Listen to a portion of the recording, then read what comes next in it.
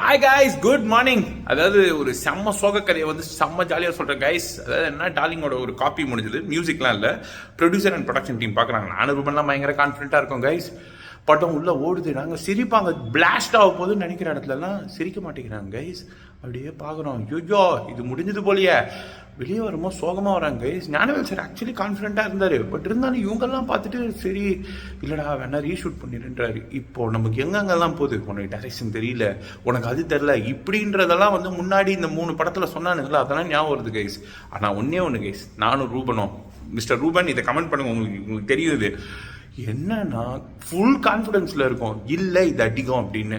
அப்போ என்ன, நான் சார்கிட்ட சொன்னேன், சார் வேற யாராவது 2 பேர் சும்மா சினிமாவா பார்க்குறவங்கள பார்க்க சொல்லுங்க அப்படின்னு. பார்த்தா ஞானவேல் சாரோட அப்பா வராரு, நலன் குமாரசாமி வராங்க. 2 பேரும் வந்து உள்ளே போகிறாங்க கைஸ். போயிட்டு நாங்கள் அப்படியே திக்குன்னு இருக்கு கைஸ்.